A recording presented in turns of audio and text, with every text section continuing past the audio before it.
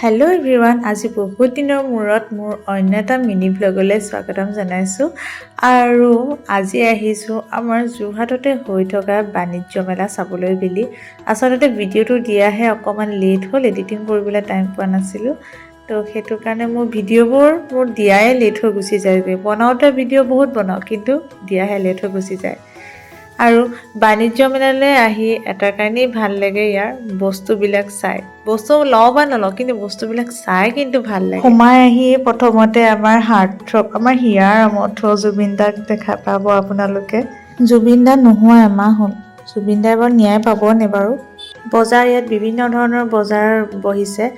আৰু আহিয়ে প্ৰথম চকুত পৰিছে আচাৰ। উফ ৰাম, আচাৰৰ যে গোন্ধটো পালে লোভৰ পানী মোৰ ওলাই যায়গৈ। এই আচাৰৰ গোন্ধ পালে লোভৰ পানী কাৰ কাৰ ওলায় বাৰু কমেণ্ট এটা কৰিব দেই।